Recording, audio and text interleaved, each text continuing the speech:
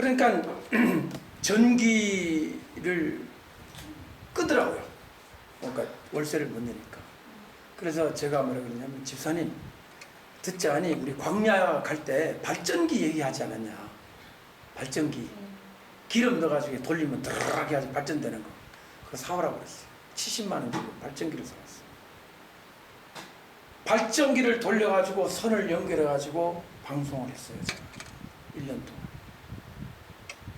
근데 저는 아무렇지도 않았어요. 그래서 그 발전기를 두고두고 기억하려고 지금 저희 교회에다가 딱 갖다 놨어요. 옛날을 기억하자고 그래가지고. 결국 인천 본부를 접을 때까지 저는 월세를 못 냈습니다. 재판에 갔고 재판장님이 반으로 깎아주는 바람에 보증금 안에서 해결이 됐습니다. 그러니까 보증금은 다 날렸지만 그냥 그것으로 끝. 그러니 저에게 아니 4명이 등록을 하는데 그게 뭐다 한 학기 한 번 내면 끝이잖아요. 등록금도 많지도 않아요. 30만 원인가 그랬어요. 한 학기 등록금 4명. 그렇게 1년을 하고 나서 지금 이제 동탄으로 옮겼죠. 자, 제 뱃속이 썼을까요? 안 썼을까요? 그런데 왜 저는 하나도 힘들지 않은지. 나는 항상 행복했어요. 룰루랄라했어요. 나는. 옆에 있는 사람들이 죽을 지경이야. 나는 거의 물리를 걷는 마음이었어요. 나는 좋았어요. 주님의 일을 할 수 있다는 것이 기뻤어요. 근데 옆에 있는 사람들이 늘 이제 독촉받고 집주인한테 전화받고, 그래서 내가 없다고 그래요. 없다고 그래. 나중에 생기면 준다. 그렇게 하고 그냥 끌고 온 거예요. 저는 하나도 힘들지 않았어요.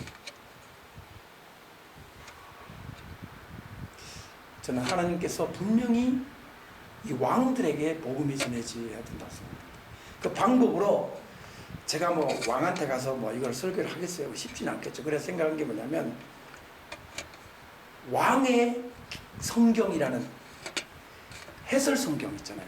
뭐 여러 가지 해설 성경, 아가페 해설 성경, 만나 뭐 성경 앞에 뭐 글자 붙인 거 많잖아요. 레노발의 성경, 온누리 성경 뭐 등등 있잖아요. 저는 왕의 성경이라는 킹즈 바이블이라는 걸 하나 만들 거예요.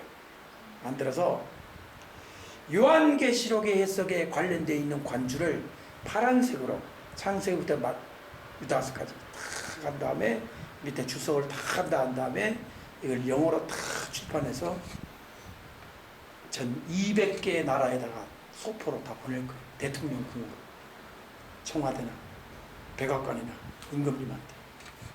그리고 기도하는 거예요. 이 편지를 하나 쓸 거예요. 마지막 때가 다가왔는데 당신의 나라 백성의 삶과 죽음이 걸려있다. 신중히 생각하시고 메시지를 들어보도록 하라. 그렇게 이제 하려고 생각하고 있습니다. 왕들이라는 표현이 실제적이라는 거예요. 어떤 상징이 아니라.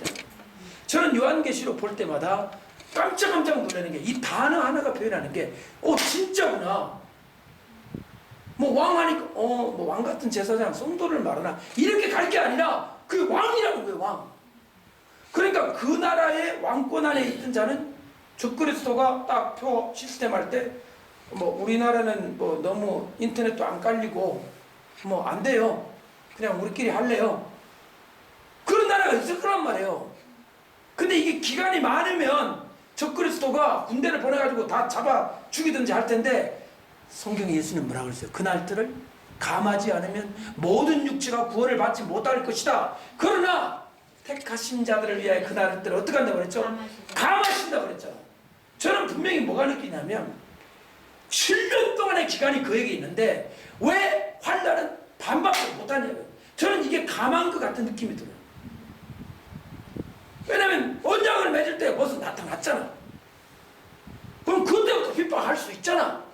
근데 3년 반은 평화의 사도로 뭐 가장하면서 뭐 제사와 예물 지내게 해주고 아무런 핍박도 안 하거든요. 이제 짐승이 올라와가지고 이제 핍박할 때쯤 그때가 되면 시간이 너무 짧아. 42달밖에 안 돼. 여러분 적그리스도는 42달밖에 권세가 없습니다. 성경에 못 박아놨어요. 42달에 단 하루도 못할 거예요. 그러면 그 짧은 기간에 세상의 왕들 중에 선한 왕이 자기 백성을 위해서 666의 표를 거절하는 왕들이 있을 수 있다. 그 왕들을 향하여 예언을 해야 된다. 대한민국이 어쨌으면 좋겠어요.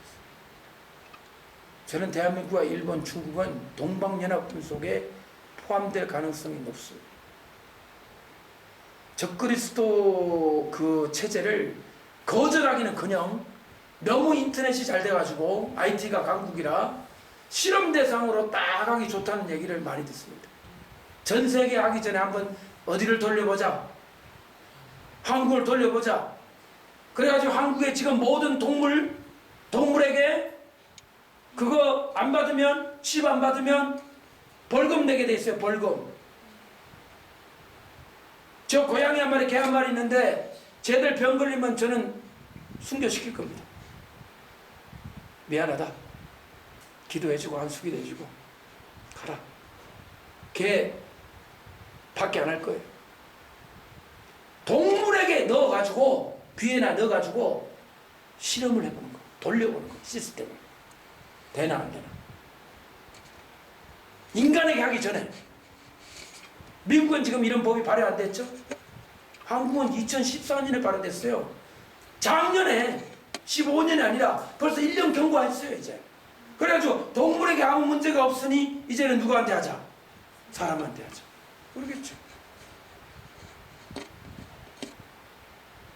저희 고양이 한 마리, 고양이 이름 사랑이,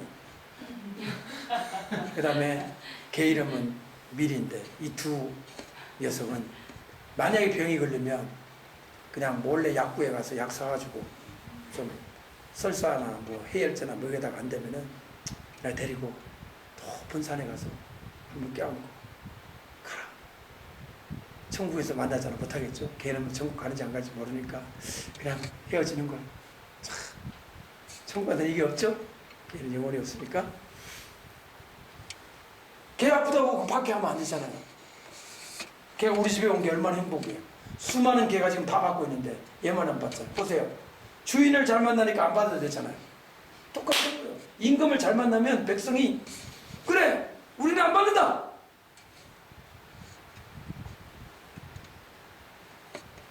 지금 우리나라는 위험합니다. 한국은. 지금 이 순간 갔다 오고 보니까 경찰이 이중겹으로 사가지고 찬송하고 하는 기독교인들을 방어하고 있대요. 기독교인들을 방어하고 저 동성애 개들을 보호하고. 우리가 테러 분자가 됐어 갑자기. 근데 집회는 정식으로는 못한다고 했거든요. 그래서 기도하고 이런 식으로 나가서 지금 보니까 메르스도 메르스지만 이번에 제대로 보여준 것 같아요. 한국 기독교가 절대로 침묵하지 않겠다는 의지를 강렬하게 보내준 것 같아요. 하나님께 감사해요. 지금 우리나라 임금 박근혜 대통령은 지금 살아있는지 없는지 모르겠어요. 지금 어디 있는지도 모를 정도로 지금 이 엄청난 상황 속에서 침묵만 지키고 있고, 지금 박원순하고 또 반기문 유엔 사무총장이 지금 계속 동성애 지지 발언을 하고 있잖아요. 그래서 지금 굉장히 지금 우리나라가 안 좋습니다. 영적 긴장해야 됩니다. 미국도 마찬가지죠. 미국에서부터 시작된 거잖아요. 네? 미국에서 시작돼가지고 한국이 지금 따라가고 있는 거잖아. 다음에 미국의 왕이 이제 오바마 지나면 힐러리를 점치고 있는데, 힐러리 이거는 완전히 보니까 심각하단 말이에요. 근데 정신머리가 어떻게 된 건지 그런 사람들을 대통령으로 뽑으려고 그러고 뽑는다 이 말이에요. 이것이 마지막 때의 가는 길이죠. 왕들에게 전하라. 요한계시록을 전하는 사람들은 하나님께서 그와 같은 사명을 주셨기 때문에 그에 걸맞는 하나님께서 주시는 영권과 능력과 권능을 허락해 주실 거예요. 그거 없이는 어떻게 하겠어요? 아니 동장한테도 못 전해. 왕은 고사하고 만나주질 않는데 안 그래요? 이제 그 다음 장에 보면 입에서 불 나오는 얘기가 드디어 등장합니다. 나는 이게 너무 좋아. 11장으로 갑시다. 기다리고 고대하던 11장. 자, 요한계시록 11장 1절 말씀 큰 소리로 읽어주시기 바랍니다. 시작. 또 내게 지팡이 같은 갈대를 주며 말하기를 일어나서 하나님의 성전과 제단과 그 안에서 경배하는 자들을 측량하되 2절 성전 밖 바닥은 측량하지 말고 그냥 두라. 이것을 이방인에게 주었은즉 저희가 그 땅에서 왕 2달 동안 짓밟으리라. 여러분 이 성전이 무슨 성전이에요? 저는 분명히 이 성전이 세워진다고 믿습니다. 자 보세요. AD 95년은 이미 성전이 무너진 지 25년이 지난 거예요. 이것은 유대인들에게는 큰 충격이었어요. 엄청난 아픔이었습니다. 자기 집이 불타는 것보다 더 괴로웠을 거예요. 지금도 성전 파괴한 날 유대인들이 모여가지고 통곡하며 울며 기도한다 하지 않아요?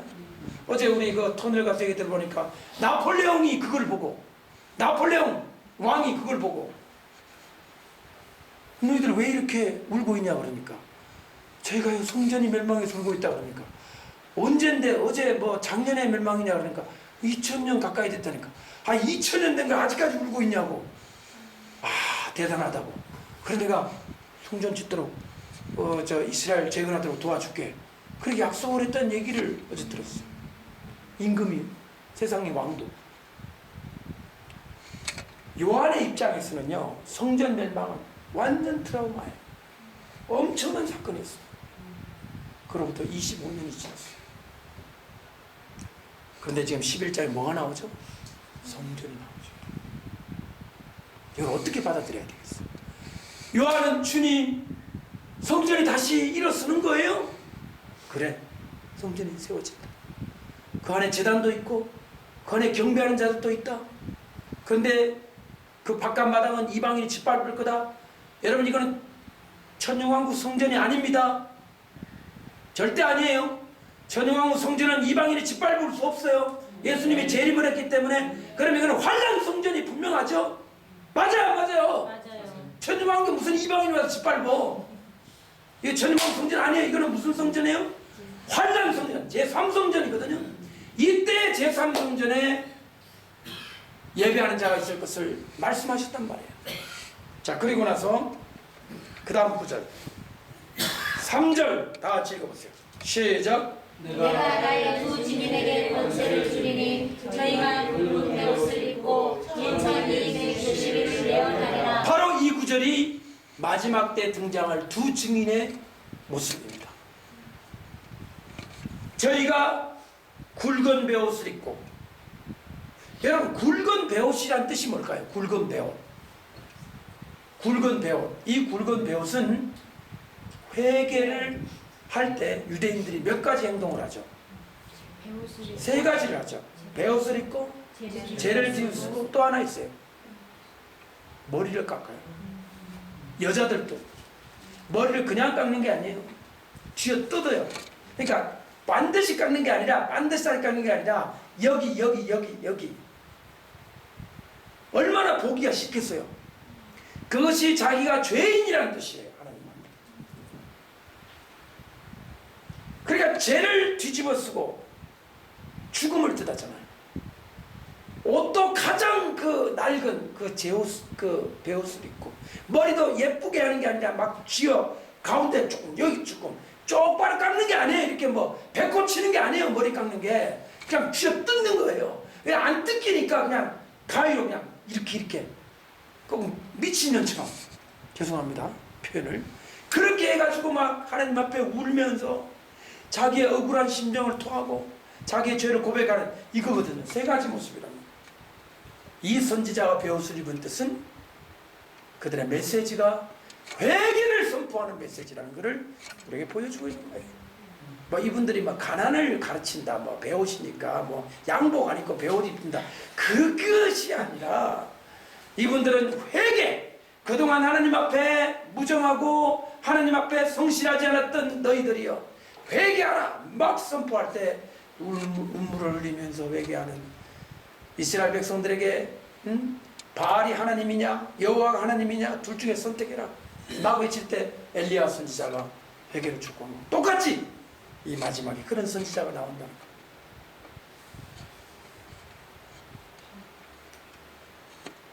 회개에 대해서 가르치는 건 할 수 있어요. 아, 성도 여러분, 회개란 건요 1, 뭐, 2, 뭐 회개에 대해서 티칭하는 건 쉬워요. 회개하시오는 쉽지 않아요. 여기 목사님도 계시고 우리 다 사역자도 계신데 성도들을 딱 대해서 회개하라. 즉 설적으로 설교해 보신 적이 몇 번이나 되십니까? 저는 신학교 다닐 때 이렇게 배웠어요. 1년에 2번만 해라. 회개 설교. 예수님 십자가 달린 그 뭐 부활절 어간에 한번 하고 그때는 다 고개 팍 숙이고 있으니까 그때를 틈타서 한번 하고 그다음에 성탄절 날 결론은 깊은 거니까 한번 설교하고 2번에는 하면 안 된다. 2번은 하는가요 요새? 회개 설교 하던가요? 여러분 교회 목사님들 회개 설교를 자주 하시던가요? 회개하라 이렇게 하던가요? 아, 회개하면 참 좋지요. 이렇게 하죠. 회개하는 쪽으로 생각해 보시기를 축원합니다. 이렇게 부드럽게 살짝 돌려가지고 회개하라고 말하잖아요. 왜 그런지 아십니까? 첫째, 회개를 선포하라고 하는 목사 자신이 영적으로 준비가 안 된 거예요. 목사 자신이 회개하라고 선포하려면 어떤 상태가 돼야 되는지 아세요? 자기 마음에 거리낌이 없어야 돼요. 철저하게 목사 자신의 회개를 해야 돼요. 안 그러고 설교하면 그는 외칠한 무덤이고 바리새인이고 거짓말 위식하고 위선자죠. 안 그렇습니까? 자기는 죄 다 지으면서 성도들한테 회개하라? 하나님 그 위에 내려다보시고 야 너 참 말 잘하네. 야 너가 목사냐? 당장 내려와. 안 그러시겠어요? 진짜 회개를 설교할 수 있기 위해서는 이 목사의 삶이 반듯해야죠. 두 번째, 사람의 눈치를 본다는 거예요. 야, 이 설교하면 저 장로님 교회 나가면 어떡하지? 이 설교하면 저 권사님 삐지면 어떡하지? 그래야 못하는 거예요.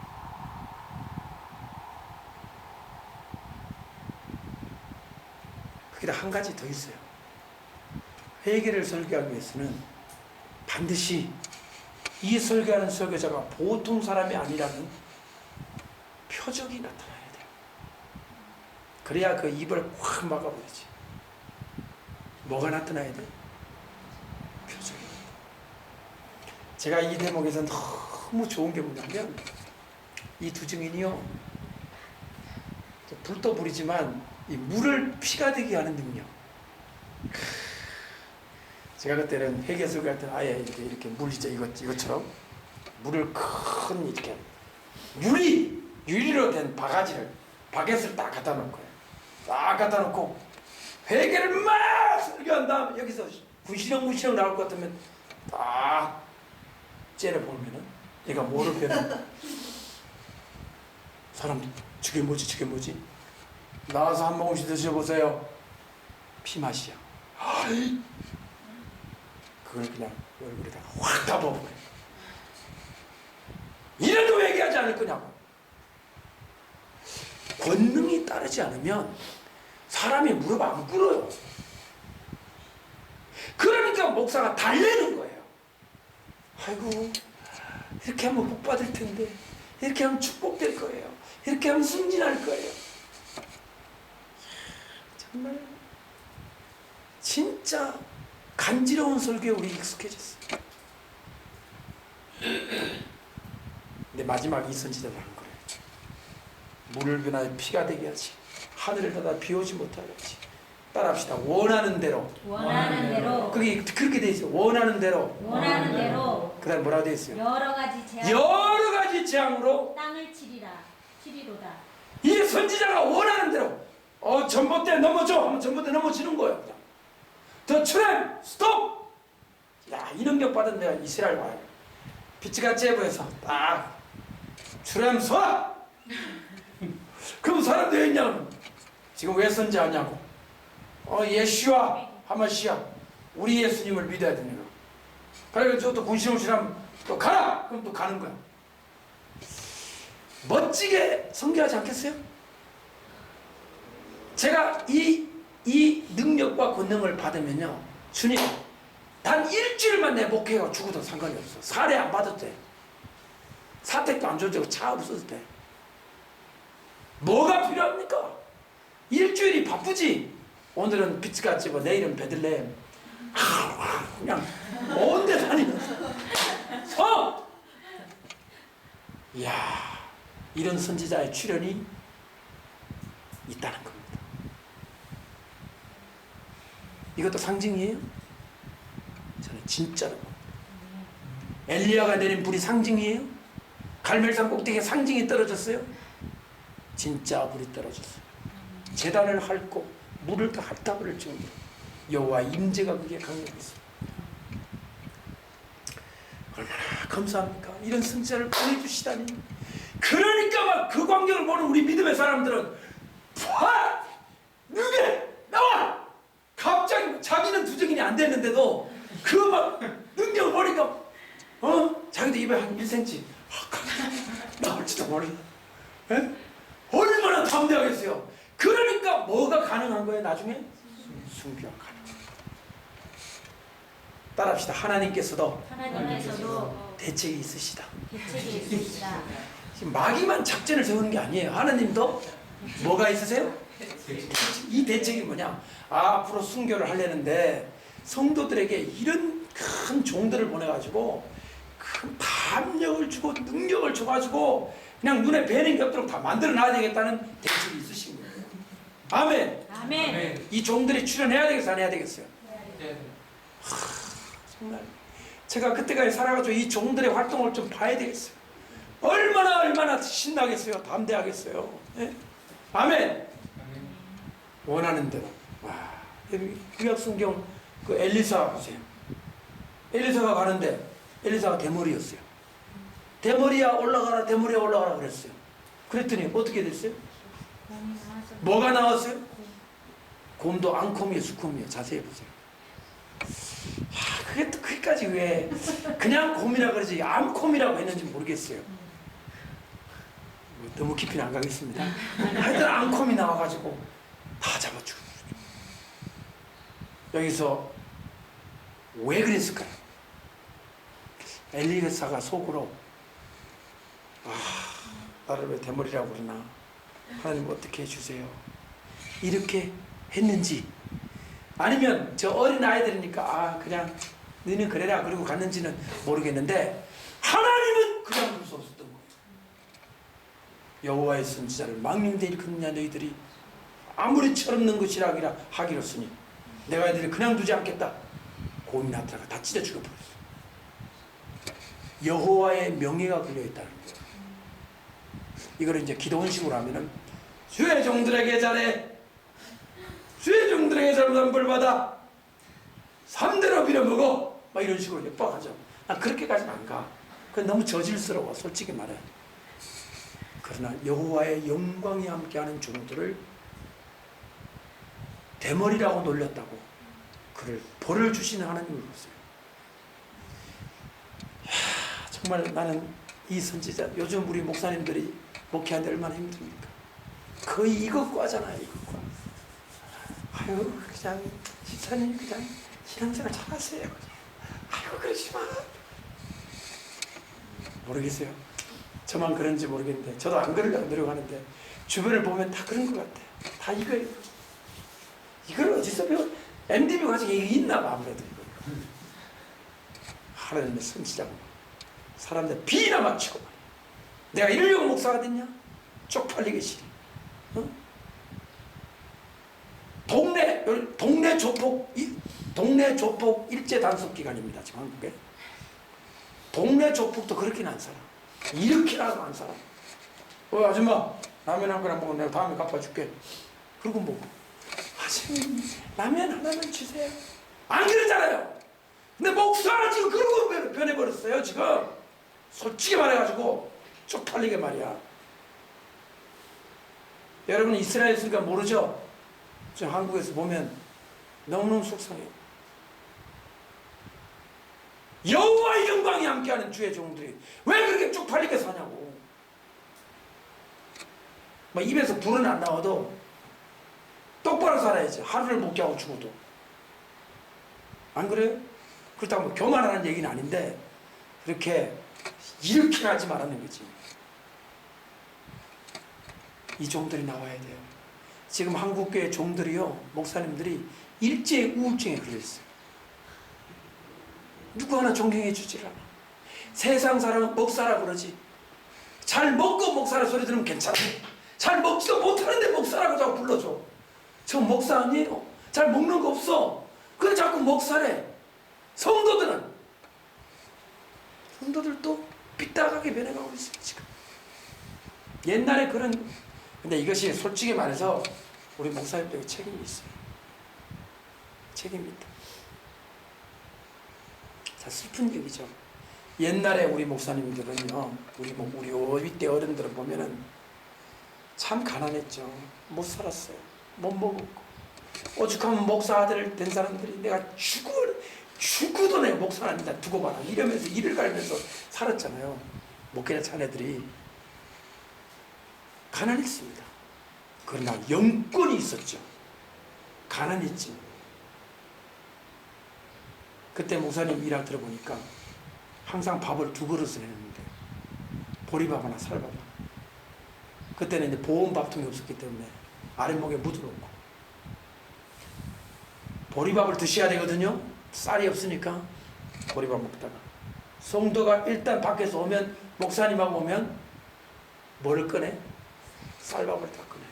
성도가 딱 들어, 같이 드시죠. 왜 그랬을까요? 이 성도의 마음에 이 목회자가 가난해서 마음에 힘든 생각을 가지지 않게 하려는 어른스러운 배려였던 거예요. 요새 목사님 어떻게 하잖아요? 쌀밥만 먹다가 성도님 들어와 그럼 갑자기 보리밥. 그래 장로님 힘들어요. 좀 헌금 좀 해주세요.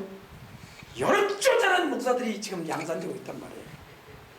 어른스럽지 않죠. 애기스럽죠. 얼락었죠. 얼락. 목사는 아비입니다. 아비. 성도가 아무리 장로고 기업의 회장이고 간에 자식이에요. 자식. 큰 자식, 작은 자식, 부자 자식, 가난뱅이 자식 있을 뿐 다 자식이에요. 우리 아내가 한 번은 성도 때문에 좀 마음이 힘들어서 그랬어요. 당신 딸이야, 딸. 그거 큰 딸이라고 생각하면 안 돼. 그러니까 저보고 당신 말이 맞다. 내가 큰 실수를 할 뻔했다. 같은 여자를 본 거야. 같은 사람으로 본 거야. 자식이라니까. 자식한테 어떻게 할래? 그랬더니 그 말이 맞다. 내가 기도해야 되겠다. 우리 큰 딸을 위해서 기도할 것 같아. 그렇지.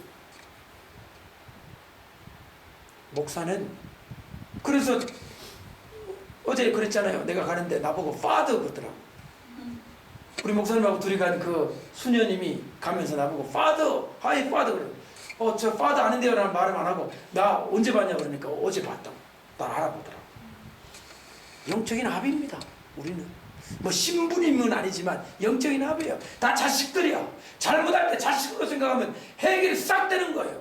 문제적인 자식도 있죠. 말 안 되는 자식도 있죠. 대드는 자식도 있어요. 우리 큰아들 나한테 대들었어요. 아버지는 왜 가족을 내팽개치고 요한계시록에 미쳐가지고 그러냐. 막 확 험한 말 하면서 막 집어던지고 막 집 나가고 막 그랬어요. 슬펐죠 나. 어떻게 하면 자식인데 몽둥이를 때릴 거예요. 어떻게 할 거예요. 돌아오기를 기다렸죠. 돌아와. 근데 돌아왔어. 내 친구를 만났는데 자꾸 뭐 꿈에 귀신이 나타나고 막 그런다고 그러니까 너 교회 가야 돼. 아빠가 목사님이라며. 그 소리 듣고 기어 들어온 거예요. 그래서 밤에 잘 때마다 뭐 나타난다고 그래가지고 내가 기도해 줘요. 아빠 이제 사라졌어요. 없어요. 꿈에 잠을 눈뜨면 여기 귀신이 이렇게 딱 나타난다. 그래가지고 귀신이 전도에 세게 해요. 귀신이 신방해가지고 제대로 갔어요. 결론은 하여튼 지금 찬양 인도자예요. 지금 하나님을 예배하고. 그러니까 이 귀신이고 나발이고 다 하나님의 종들입니다. 하나님 시킨 대로 다 하는 거지. 지가 뭐 어떻게 하겠어. 하나님의 백성을 멸망시키겠어요? 하나님이 다 붙잡고 있는 거예요. 이 두 증인은 마지막 때 성도를 위해서 하나님 보내주신 특별한 분들이에요. 자, 이 분들이 누구냐를 이제 공부해야 되고, 누구냐도 중요합니다. 하지만 누구냐에 못지않게 이분들이 어떤 사역을 하느냐를 음미할 필요가 있어요. 한번 보세요. 성경에 어떤 사역을 하는지 보세요. 먼저 4절 말씀, 5절 말씀을 같이 읽어주십시오. 4절, 5절. 4절, 5절 시작. 그들은 땅에 가는 두 강나라와 족속들이 만일 누구든지 저희를 해하고자 한즉 저희 입에서 불이 나서 그것을 소멸할지니 누구든지 하려하면 반드시 이와 같이 죽음을 당하리라. 입에서 뭐가 나와요? 이야, 거북서니까 입에서 불 나오게. 요즘 그 카카오톡에 나의 마음을 너무나 잘 표현하는 이모티콘이 하나 생겼어요. 제가 아주 좋아하는 이모티콘이에요.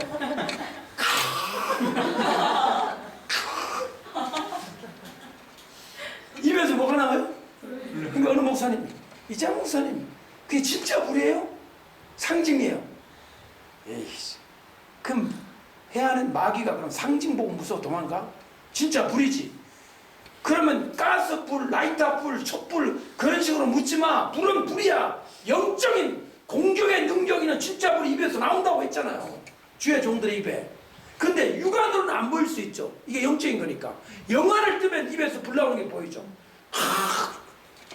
근데 이건 성령의 불이 아니에요. 원수를 소멸하는 공격의 불이에요. 이거는 은혜의 불이 아니라니까. 보통 은혜의 불을 은혜 끼치는 불이 아니고 원수를 소멸하는 불이에요. 제가 아까 불의 성벽이라고 그랬죠.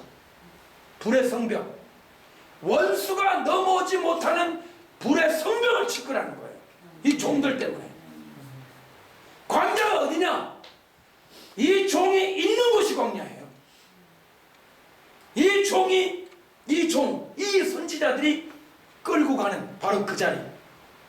그 자리가 바로, 그러니까 두 사람이 아니라 전 세계에 많이 있을 터인데 그 종의 주변에 모여드는 뭐 몇십 명, 몇백 명 모르겠어요. 큰 데는 1000명이 될란지 그건 모르겠어요. 하여튼 그 공동체가 불의 성곽에 사로잡혀 끊임없이 예배하면서 하나님께 예배하면서 마지막 때를 준비하는 거죠.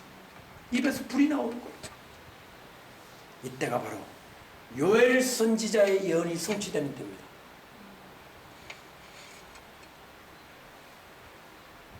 베드로가 그랬죠. 이날이 그날이라. 오순절날. 나는 펜테코스트 데이였어요. 오순절이었어요. 이날은요. The 펜테코스트 데이. 마지막 부흥의 불입니다.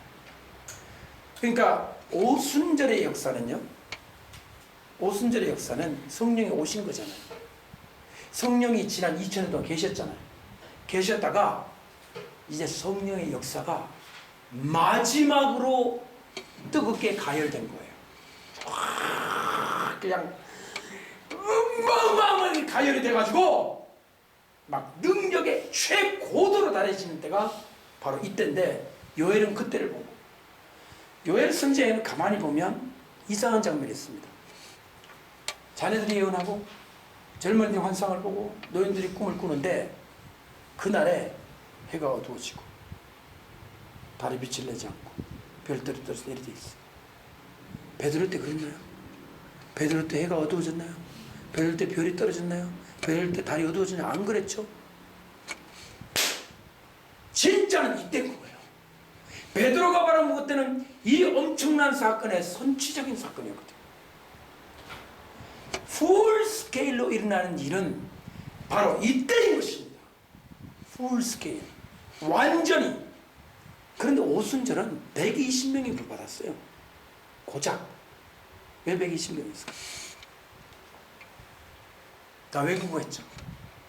외국말로 들렸죠. 각 나라 말로 들렸잖아요. 이들은 한마디를 했는데 이게 무엇을 뜻할까요? 이 120명이 뜻하는 의미는 전 세계입니다. 저는 120명이 그 당시에 120명이 어쩌면 전 세계 나라가 한 120개 나라쯤 되지 않았을까. 지금은 200개 나라가 가까이 되지만 해필이면 120명의 성령을 준 것은 이스라엘 그 예수님의 제자가 12명이 마침내 이스라엘 전민족을 대표 혹은 의미하듯이 120명의 성령을 부어준 것은 너희는 이제 전 세계를 복음화 하라는 명령이 그 속에 숨어 있다고 저는 생각합니다. 이해하십니까? 그러면 그때는 120명의 성령을 받았는데, 이불을 받았는데 이제 이 두 정도의 역사할 때는 몇 명이 받을 거예요? 수십억이 성령을 받는 거죠. 이게 진짜 대오순절이에요. 대오순절. 진짜 부흥이에요. 그동안 지구상에 있었던 부흥은 부흥축에도 끼지 못하는 거죠. 리바이벌입니다. 모든 기적이 터질 겁니다. 성경에 나와 있는 모든 일, 예수님이 한 예언, 나의 하는 일을 저도 할 것이요 이보다 큰 일도 한다고 그랬죠. 이보다 큰 일이 그때 벌어지고 5병2가 아니라 5,000명이 아니라 5만 명, 50만 명도 모일 수 있는 날이고 기적과 능력이 풀 스케일 더 이상 없을 정도로 인류 역사가 경험한 마지막에 엄청난 참 터질 정도의 능력과 기적이 그 속에 한꺼번에 쏟아져 내리는 것이 바로 이 두 증인의 사역이라고 합니다. 여기 안 가시겠어요? 여기 안 가고 이제 바벨론 앉아서 물 끊어진 난데 앉아가지고 똥냄새 팍팍 나는데 그 앉아가지고 저 고층 아파트에 앉아가지고 사시겠어요? 뭐가 그렇게 좋다고? 여기 가면 성령입니다. 우리가 못 먹어 고생은 맞아요. 못 마셨어. 그러나 만나를 먹을 수 있을 거예요. 반석의 생수를 먹을 수 있을 거예요. 이것도 상징 아니에요. 큐티한다 이거 아니에요. 진짜 만나를 먹는다니까 이렇게 냠냠냠. 진짜 물을 꾹꾹꾹 마신다니까요. 주님 구약에서 물이 지금 나오네요. 할렐루야. 아니 그때는 나오고 지금은 안 나온다. 지금은 상징이다. 하나님 너무 오래되셔가지고 좀 늙으셔가지고 막 능력이 좀 딸려가지고 지금은 상징으로 그때는 진짜로 아니에요. 이게 진짜예요. 그때 만나가 요만하면 지금 이만큼 나올지도 몰라요. 자신 없지만 하여튼 풀 스케일로 나올 거예요. 풀 스케일로. 아멘. 그때는 조그만 지역적 이스라엘 민족이라는 국지적 로컬 한 민족 내셔널하고 로컬한 지역에 풀어지는 능력이 있다면 지금은 전 세계적인 규모. 저 북쪽에 있습니다. 저 남쪽에 있을까지. 저 동쪽에서 전 세계에 어마어마한 기적의 소용돌이가 3년 6개월 동안 메아리친다는 거죠. 우리는 그렇게 준비되고 있을 그때 유대인들은 동시에 우리가 세계를 이제 지배한다. 메시아가 나타나셨다. 적그리스도를 찬양하고 막 제사 지내고 막 난리를 치죠. 그때 광야로 가야 합니다.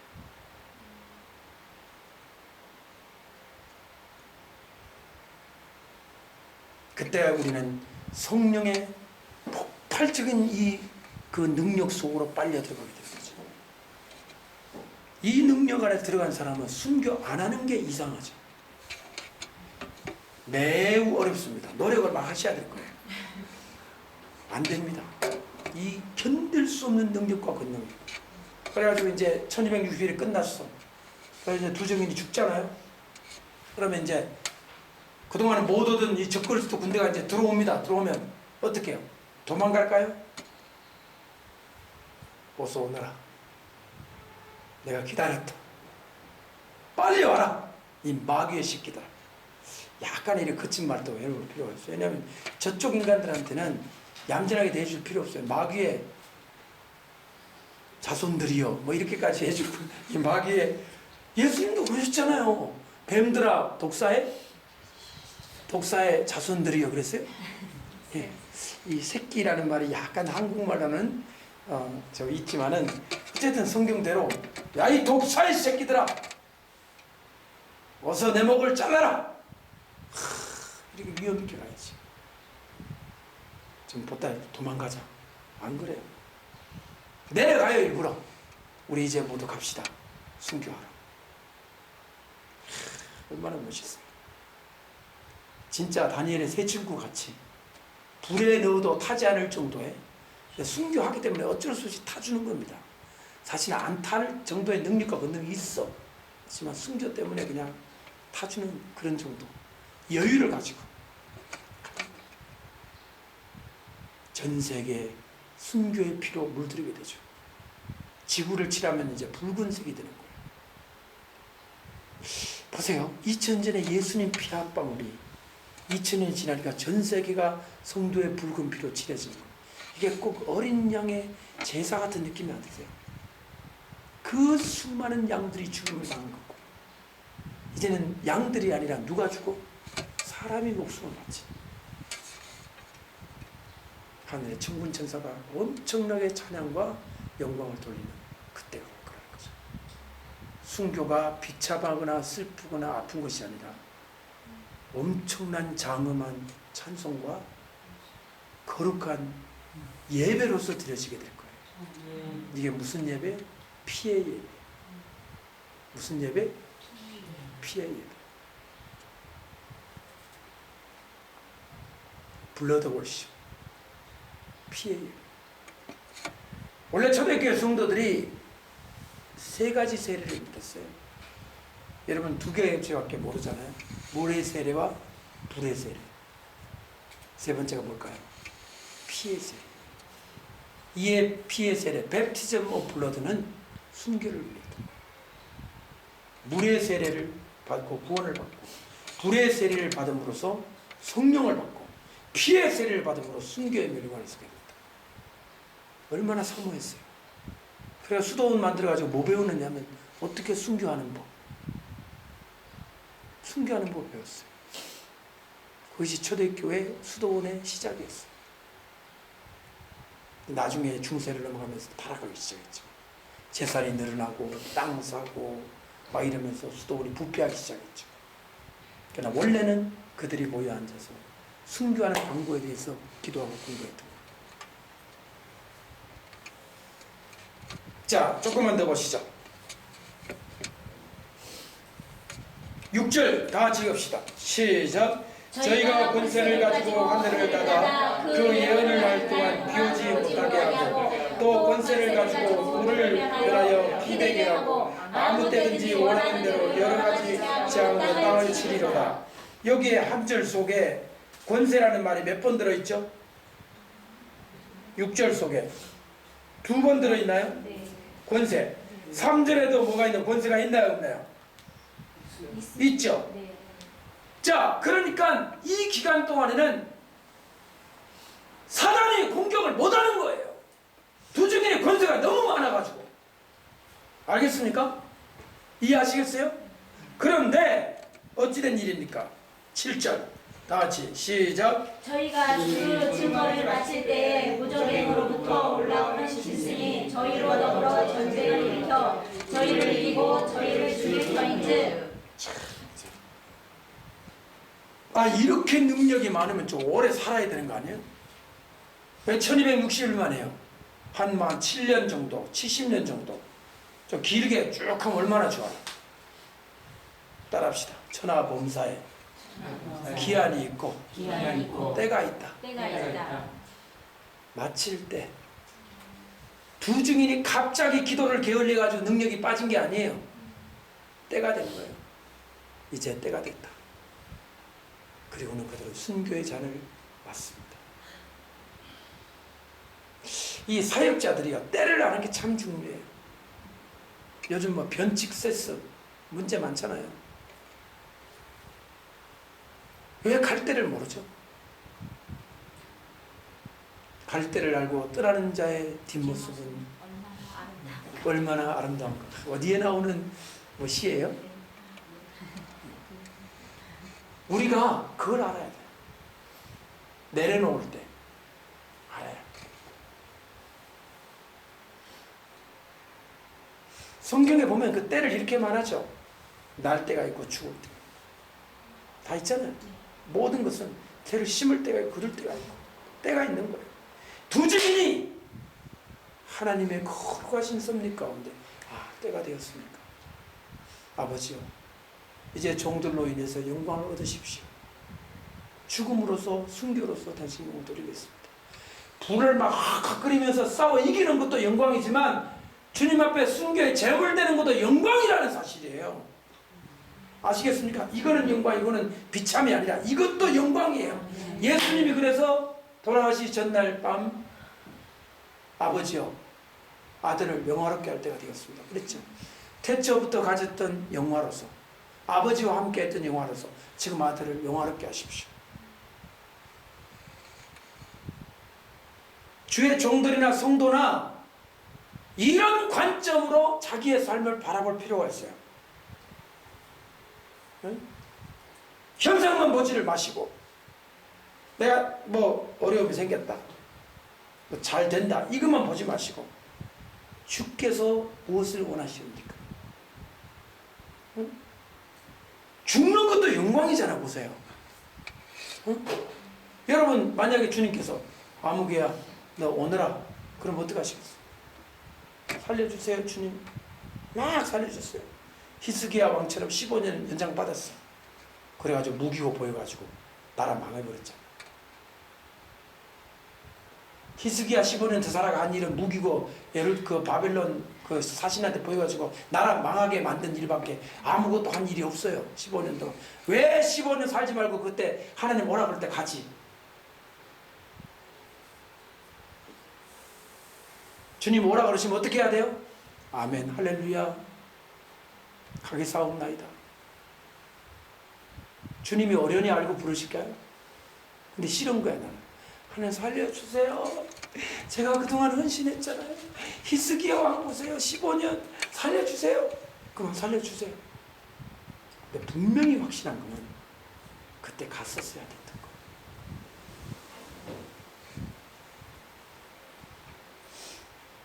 사역자도 마찬가지고 성도들도 마찬가지예요.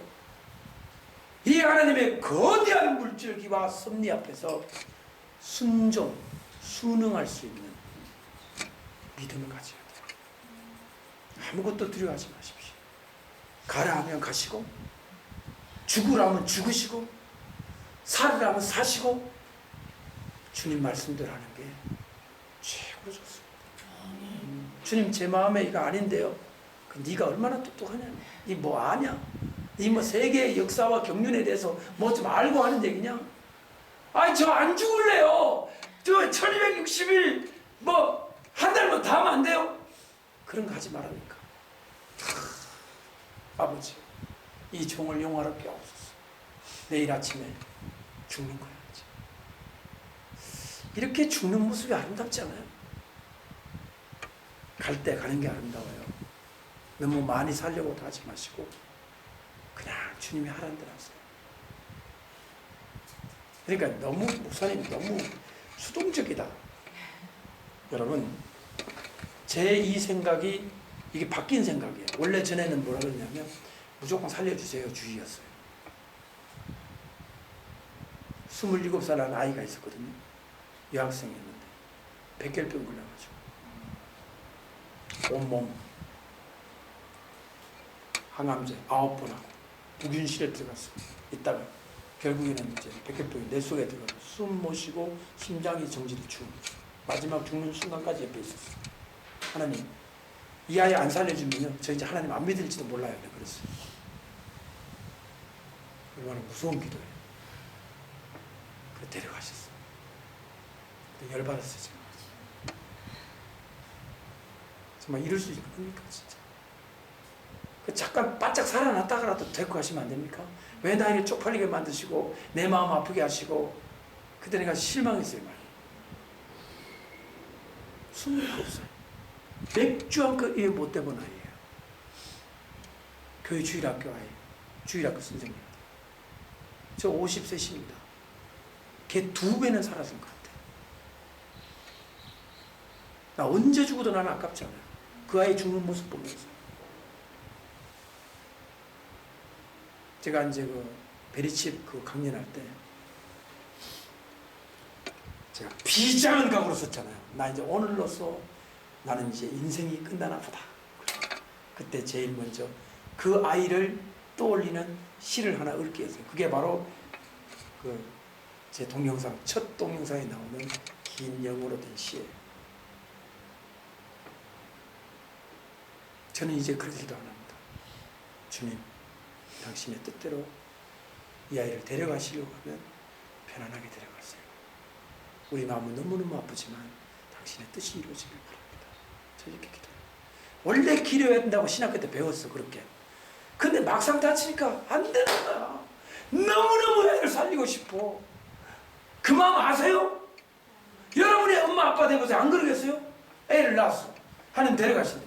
안 됩니다, 하나님. 차라리 나를 죽이세요. 안 그러겠어요, 여러분? 똑같을 거야, 아마. 근데 이제는 안 그래. 우리 송이 14살에 데려간다고 하면, 주님, 뭐, 얘 적거리서도 안 해, 고생하지 않고, 그냥 잘 데려가십시오. 그럴 마음의 준비가 됐어요. 나는 이제 주님의 모든 판단과 섭리를 나보다 더 신뢰하기로 마음먹었어요. 아멘. 아멘. 아멘. 그럼 뭐가 걱정이에요? 가라는 데까지 가고, 쉬라는 데 쉬고, 죽으라면 죽고, 먹으라면 먹고, 금식하라면 금식하고, 주님 뜻대로 없었어요. 성공도 실패도 없어요. 하나님이 성공이야. 실패가 뭐가 실패예요? 없어요, 나는 이제. 그랬더니 하나님께서 사람들을 붙여주시더라고요. 인천 앞바다 생활은 끝났습니다. 하나님께서 이제 강력한 사람들을 보내주셔가지고 사역할 수 있다. 정말 제가 어쩌면은 이 왕들에게 복음을 전할 수 있는 그만한 힘을 물질적인 거나 뭐 모든 하나님이 주실 거로 저는 확실히 믿습니다. 아멘. 계속 기도해야 되겠지만 여러분도 마찬가지라고 생각합니다. 하나님께서 여러분에게 어떤 것을 명령하실 때 기쁨으로 순종하십시오. 때로는 엉뚱하고 황당한 것도 있을 수 있어요. 순종하세요. 황당한 일 한 가지만 얘기할게요. 제가 지금 한국에 여기 와 있는 동안에 한국의 교회에서 약간의 트러블이 생겼어요. 내가 없는 사이에. 약간의 뭐 하여튼 마음에 안 좋은 일도 생겼어요. 근데 한국의 권사님하고 카톡을 하는데 갑자기 주님, 갑자기 이게 도저히 내가 이렇게 이상하다 할 정도로 갑자기 어떤 생각이 딱 들냐면, 권사님 왼쪽 새끼손가락 혹시 다치셨어요? 내가 그랬어. 왼쪽 새끼손가락. 이게 무슨 뜻인가? 성경에 나왔나? 왼쪽 새끼손가락이 안 나와. 성경 왼쪽 새끼손가락 안 나오잖아요. 그게 무슨 뜻인가? 일단 보냈어. 근데 목사님 이게 무슨 뜻이에요? 그래서 혹시 왼쪽 새끼손가락 뭐 괜찮으냐고 주님이 마음 주셨는데 죄송합니다. 뭐 아무것도 아니면 말고요. 그랬거든요. 저 괜찮은데요. 새끼손가락 괜찮아요. 그랬지. 그래가지고 그러면 제 생각인가 봐요. 죄송합니다. 그리고 휘리릭 하고 끝냈어요. 그런데 이분이 그럼 나하고 끝났잖아요. 저희 아내한테 전화를 한 거예요. 목사님이 새끼손가락 얘기를 하더라고. 그러면서 얘기가 나와가지고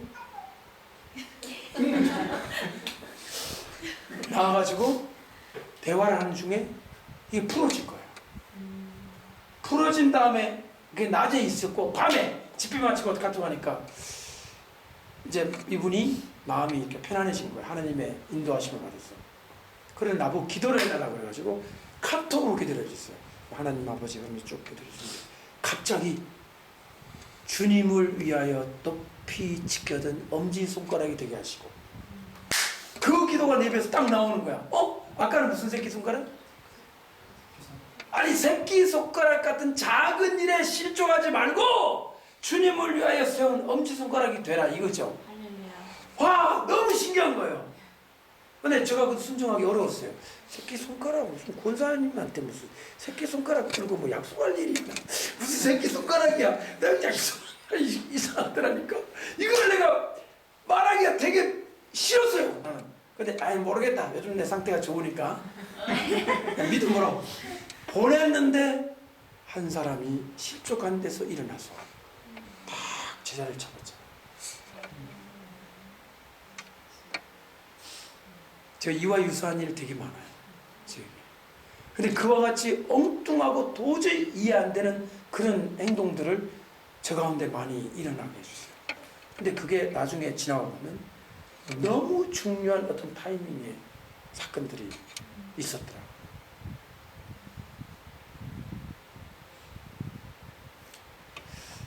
제가 지금 이 두 증인이 자기의 생명을 이렇게 던지면서 순종했다는 걸 가지고 여러분에게 순종의 정을 막 말씀드립니다.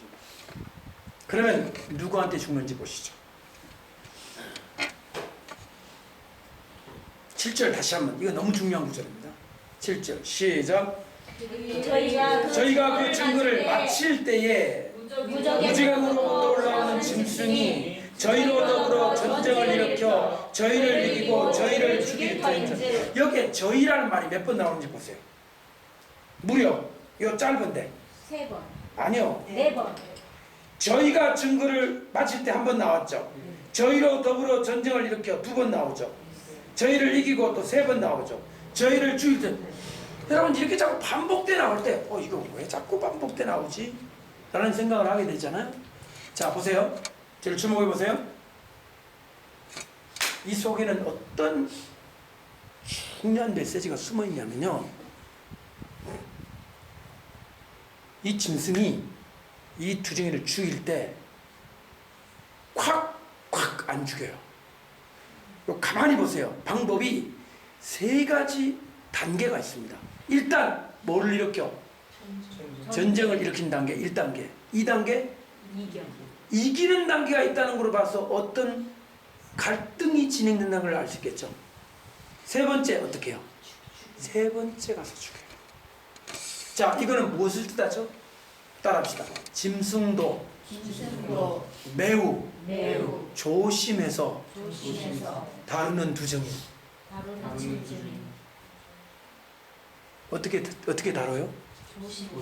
조심해서. 왜? 너무 능력이 많은 분들이니까.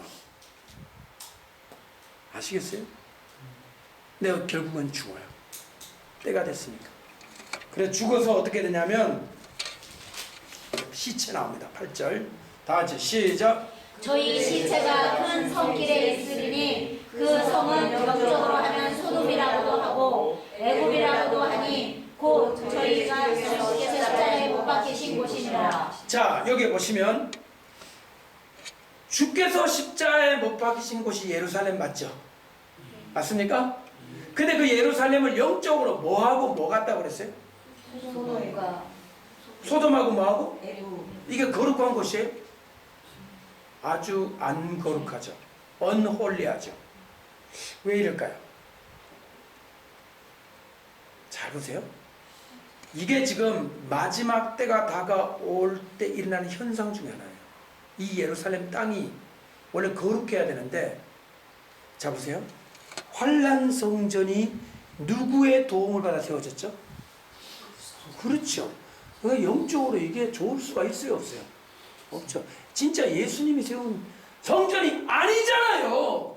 저 그리스도가 세워가지고 그 앞에 그냥 좋아가지고 날뛰는 이 분위기가 어떻게 이게 아름다운 예루살렘이 되겠어요? 영적으로 뭐하고 뭐하다? 소돔이라는 말. 불쾌하죠. 소돔은 동성애 해가지고 멸망한 데 아니에요. 예루살렘이 영적으로 소돔같이 된다는 거야. 또 애굽 이게 막 태양신 섬기고 영적으로 아주 안 좋은 애굽이잖아요. 이때 미시간 지온이 어디 있을 것 같아요? 이 소돔하고 애굽 때 광야에 있겠죠. 이 도시는 전부 소돔과 에돔으로 변하는 거예요. 소돔과 에돔. 광야로 간 진짜 그리스도인들, 하나님의 종들만이 성령의 불 가운데 보호로, 특별히 구별돼서 보호를 받는 거예요. 근데 시체가 예루살렘에 있다고 그러잖아요. 그죠? 여기까지만 보면 두 정의는 어디에 있다? 예루살렘에 있다라고 보이시잖아요. 그 다음 절을 읽어주십시오. 큰 소리로. 백성들과 족속과 방언과 나라 중에서 사람들이 그 시체를 사흘 반 동안을 공포하며 무덤에 장사하지 못하게 하리로다. 여러분, 여기에 8절만 보면 이 시체가 예루살렘 성에 있는 것으로 보이죠. 그럼 9절에 나와 있는 백성들과 족속과 방언과 나라 중에서, 이거는 열방 아니에요. 이스라엘이 아니잖아요. 백성, 족속, 방언, 나라는 온 세계를 말하는 거 아니에요. 거기에서 사람들이 또 이 두 증인의 시체를 보는 거예요. 어떻게 볼까요? TV를 통해서 볼까요? 중계방송을 해주니까 보는 거예요? 아니면 이 두 증인은 예루살렘에도 시체가 있지만 이 백성들 중에도 그 시체가 있는 걸까요? 이거를 사람 2명으로 보게 되면 텔레비전으로 본다고 해야 됩니다. 저는 그렇게 보지 않아요. 결론적으로 말씀드리면 저는 두 증인이 이스라엘에 세련한 종들과 열방의 종들로, 그래서 두 증인으로 보거든요. 근거는 나중에 말씀드리겠습니다. 왜 내가 그렇게 생각하는지. 따라서 8절은 예루살렘에서, 선지자는 예루살렘 밖에서 죽는 법이 없잖아요. 그죠? 죽을 땐 다 어디로 올라와요? 예루살렘. 선지자는 사역은 저 멀리 하다가 죽을 때는 어디로 올라와? 예루살렘 올라오잖아요. 그러니까 이스라엘에, 저는 이 사람들이 14만 4천과 깊은 관련이 있다고 보거든요. 인침받은 종들. 그 많은 종들이 사역을 하다가 예루살렘에 올라와서 다 죽임을 당합니다. 동시에 열방에 흩어졌던 일했던 당신의 종들, 두 증인의 이방인 쪽에 속한 한 종의 무리들이 또 미국에서도 죽고 일본에서도 죽고 한국에서 죽고 다 죽는다는 거죠. 거기에서 광야에서 성도들을 인도하다가 죽는 거죠. 그러니까 시체가 예루살렘 한 곳에 있는 곳이 아니라 예루살렘에도 있고 또 이 백성과 나라와 이 열방 중에도 시체가 있다고 보는 것이 적절하지 않은가, 저는 그렇게 생각합니다. 일단 제가 무슨 말인지 이해됐죠? 예, 그것이 맞는지 안 맞는지를 우리가 확인을 하도록 하겠습니다. 그래서 어떻게 합니까? 10절 시작. 이 두 선지자가 땅에 거하는 자들을 경향으로 땅에 거하는 자들이 저희의 죽음을 즐거워하고 기뻐하여 서로 예물을 보내리라 하더라. 자, 보세요. 예물을 보내죠. 이유는 뭡니까? 시작. 3일 반 후에 하나님께로부터 세계가 저희 속에 들어가매 저희가 발로 일어서니 구경하는 자들이 크게 두려워하더라. 그거 앞부분에 보면 이 두 선지자가 선물을 보내리라. 왜냐하면 그 두 선지자가 땅에 사는 자들 어떻게 해요? 괴롭게 하는 것. 자, 저를 주목해 보세요. 누구를 괴롭게 한다고 했죠? 방금? 이스라엘에만 이 사람들이 있었다면 이스라엘 사람을 괴롭게 해야지 왜 땅에 사는 사람을 괴롭게 해요? 지금 우리가 봐야 될 게 뭐를 보냐면, 과연 이 두 증인이 이스라엘에 국한된 종들이냐, 뭐 2명이든 여러 명이든 아니면 열방에도 있냐, 이거를 보는데 표현을 자꾸 보세요. 이 두 증인의 사역 바운드리가 예루살렘에 국한되어 있습니까? 땅에 사는 사람들이라고 되어 있죠. 요한계시록의 땅에 사는 사람들이라는 건 정령화된 표현이에요. 티피컬한 포멀한 표현이에요. 하나의 폼이에요. 세상 사람을 늘 뭐라고 하냐? 땅에 거하는 자들, 땅에 사는 자들. 이게 전부 뭐냐면 세상 사람을 가리키는 정령화된 표현이에요. 공식이에요, 공식.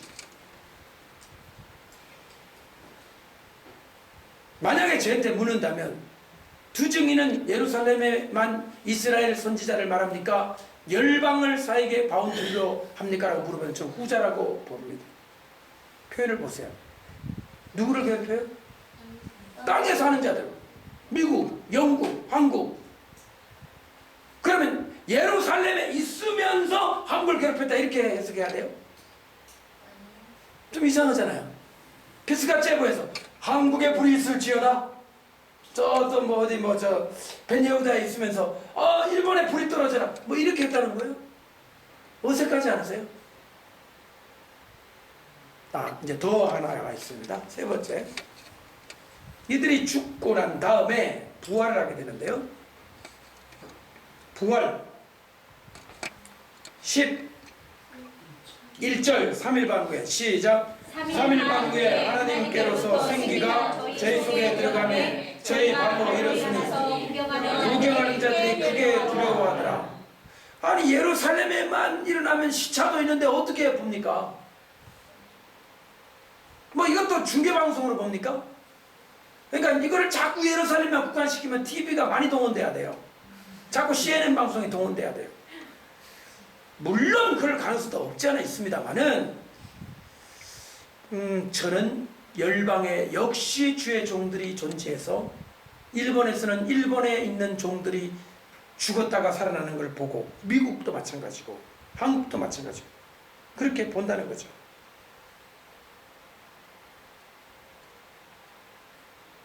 그리고 12절 다 같이 시작. 하늘로부터 큰 음성이 있어 이리로 올라가라 함을 저희가 듣고 구름을 타고 하늘로 올라가니 저희 원수도 구경하더라. 네. 전 세계가 다 볼 거라는 거죠. 이 두 증인의 무리들을.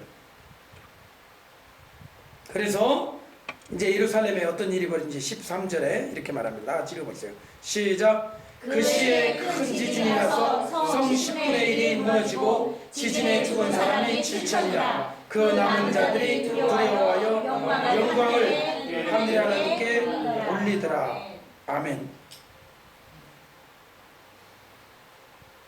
보세요. 자, 이제는 이와 같은 이 두 증인이 그러면 왜 열방에서도 역사하는 선지자들을 봐야 되냐? 그 근거가 어디냐 하는 것을 이제 공부하겠습니다. 요것만 하고 그냥 지난 보기 전에 마치도록 하겠습니다. 이번엔 연속으로 했기 때문에 이 두 증인에 대한 표현은 네 가지가 있어요. 네 가지. 한번 잘 보세요. 약간 지우겠습니다.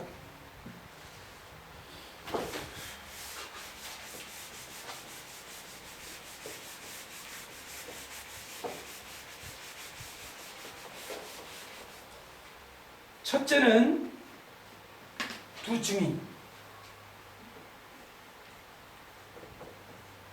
두 번째는 두 선지자,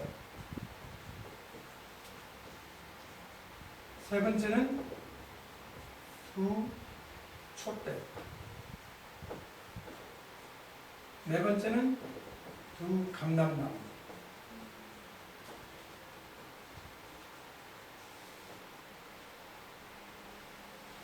이 네 가지의 표현을 가지고 두 증인의 정체를 알아내야 합니다. 그러면 기존의 신학자들은 두 증인을 어떻게 보느냐 하면 이렇게 보죠. 두 증인. 첫째 학설. 구약교회와 신약교회.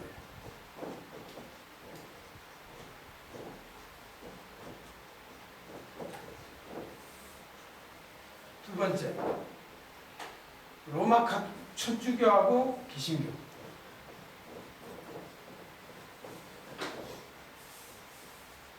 세 번째, 모세하고 엘리야.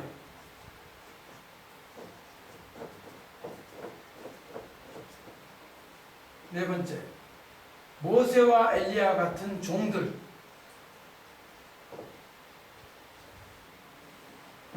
다섯 번째,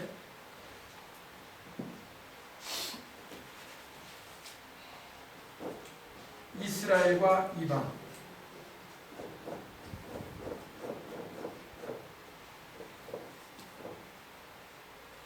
자, 이렇게 다양한 학설이 있어요. 그러면 이제 이 네 가지 표현을 가지고 이 중에 어느 것이 가장 적절한지를 이제 파악해 들어가겠습니다.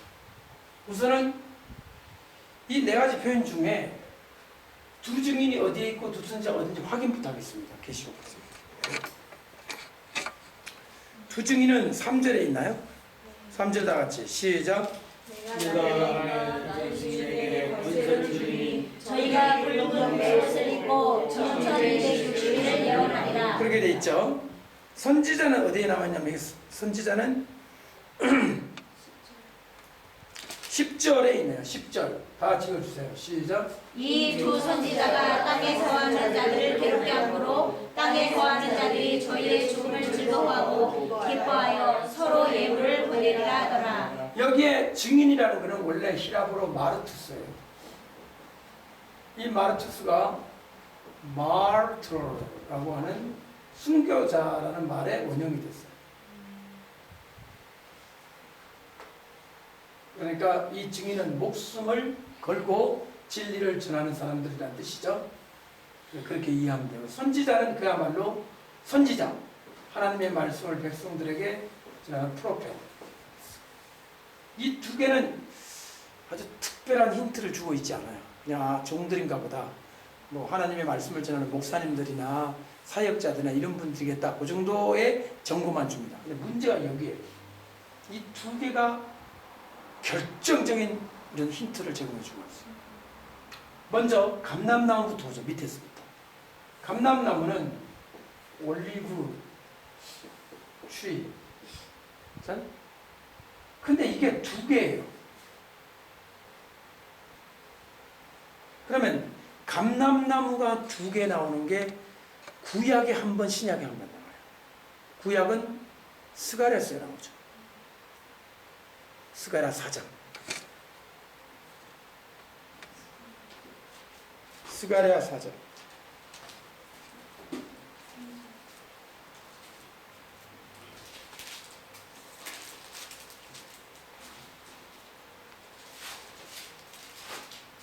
스가랴 4장 2절 말씀 제가 먼저 봅니다. 그가 내게 묻되 내가 무엇을 보느냐?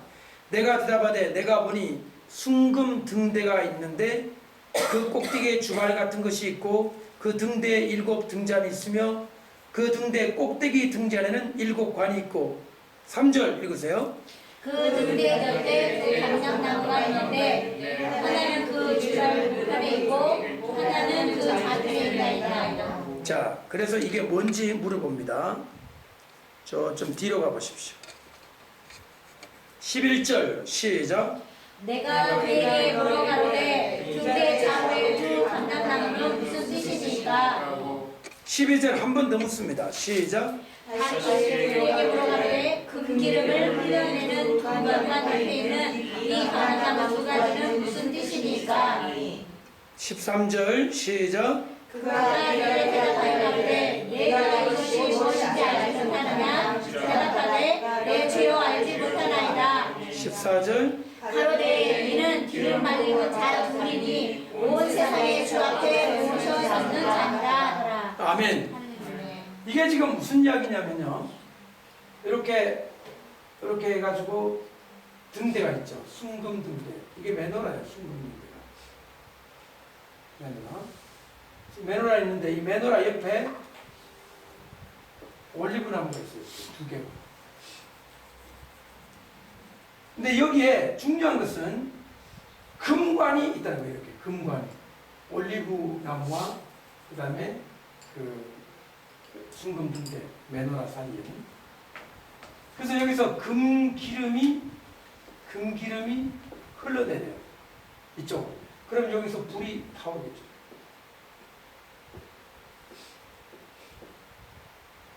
등대에 불을 밝히는 것은 금기름이고 금기름을 흘려내는 것은 올리브나무라는 거예요. 아시겠습니까? 그럼 이 올리브나무가 무슨 뜻이냐고 하니까 성경에 뭐라고 되어 있냐면 기름 발리운 자 둘 anointed ones 기름 발리운 자 둘이니 그 다음에 뭐라고 했냐면 온 세상의 주 앞에 어떻게 한 자? 서 있는 자, 모셔 섰는 자.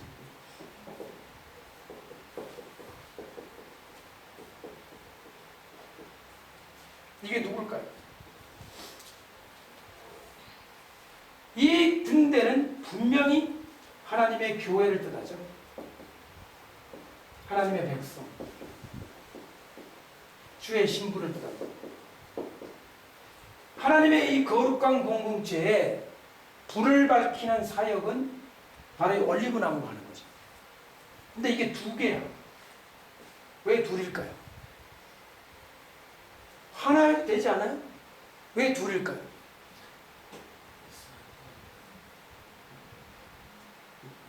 이 등대는 여기 하나로 표현되어 있는데 올리브나무가 두 개로 표현되어 있어요. 이해되십니까? 올리브나무가 두 개 있죠? 여기서 이게 구약에 하나 나오는 거고요. 구약에 하나가 나오고요. 또 신약에 하나가 나와요. 신약의 로마서 11장 17절이 나오죠. 로마서 11장.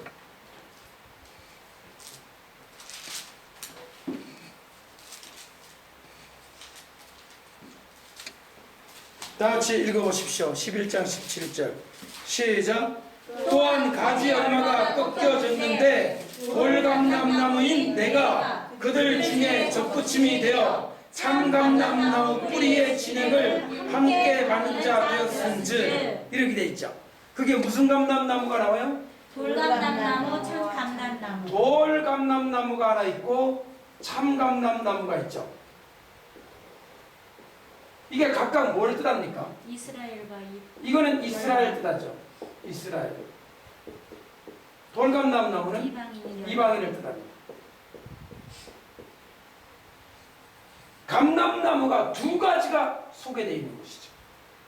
스가랴서와 이 로마서의 말씀을 비교해 본다면 주님의 백성과 주님의 신부를 비추는 두 개의 감람나무는 하나는 이스라엘이고 하나는 이방인이라고 볼 수가 있는 거죠.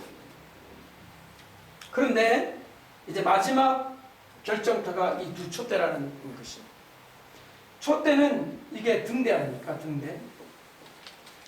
등잔대인데 이 촛대는 성경에 뭐라고 표현되어 있느냐면 요한계시록 1장 20절 가보시죠.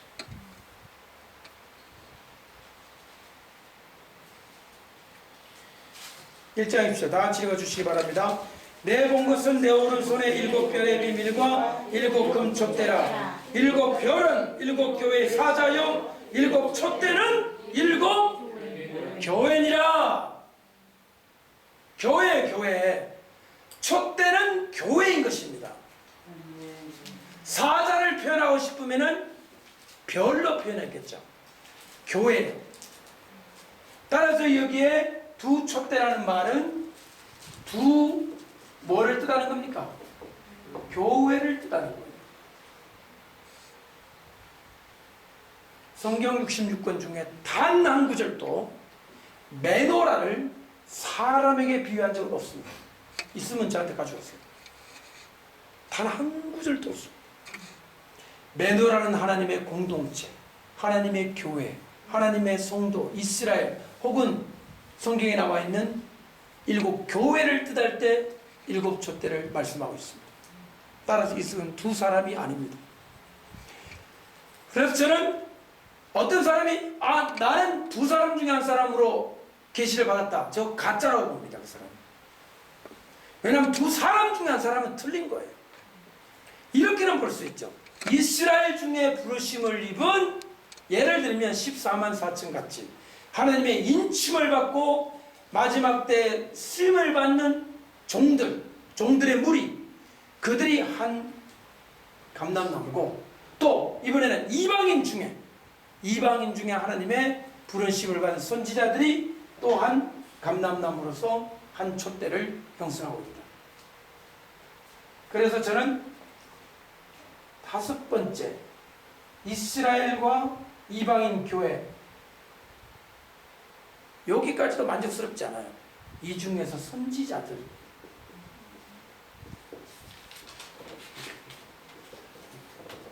종들,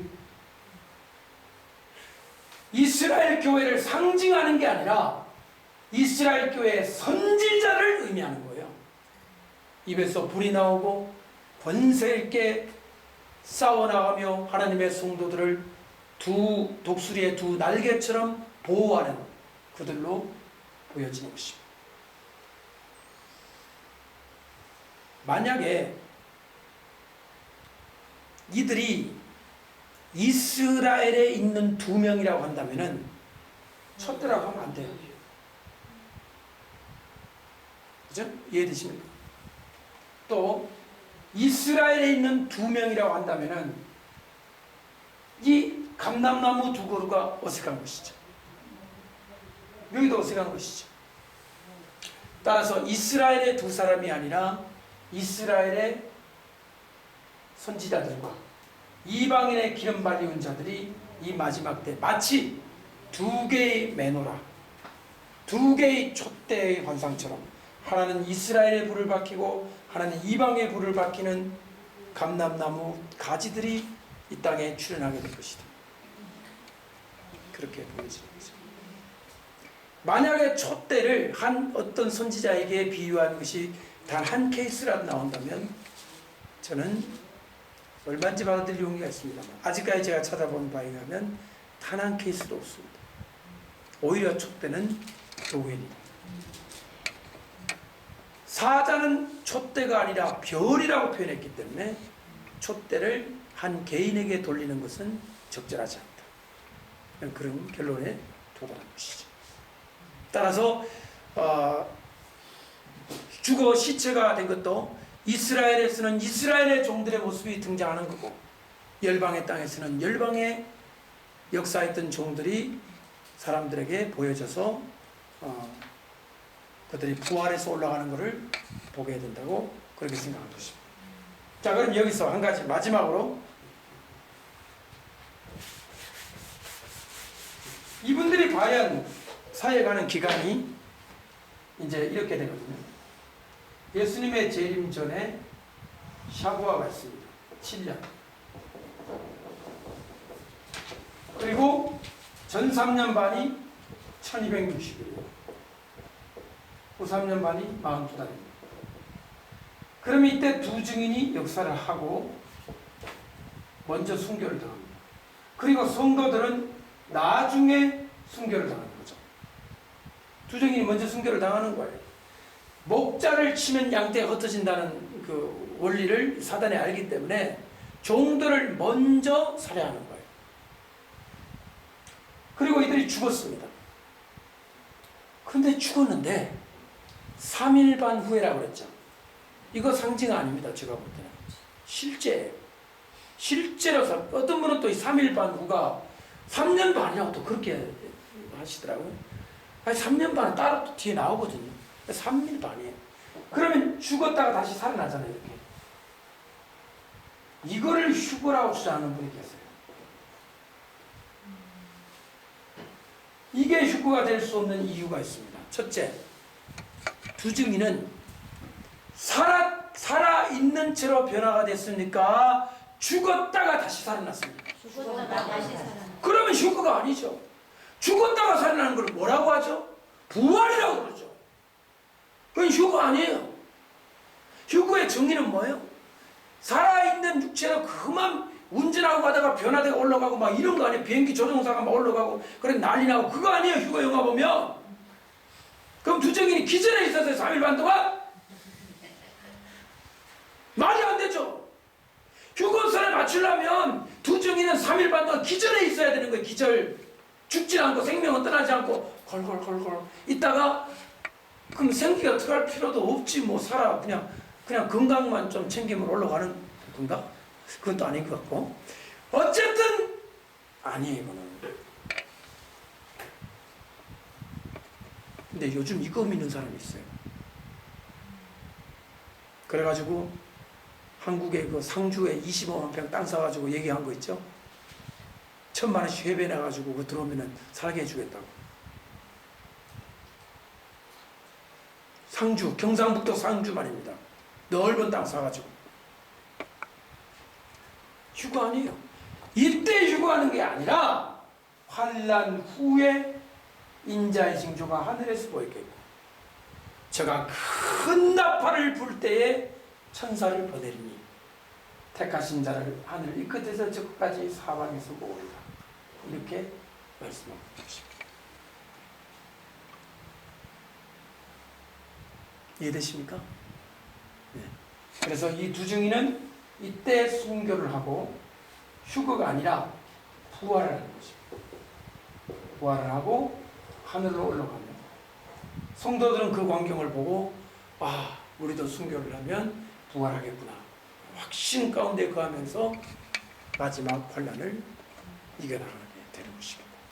네, 여기까지 오늘 하겠습니다. 오늘 이제 11장까지 끝낸 것이고 이제 아무래도 12장과 13장을 연속으로 오늘 밤에 이제 알맹이를 보도록 하겠습니다. 12장도 엄청 재미있습니다. 네, 여기까지 하겠습니다. 수고하셨습니다. 감사합니다.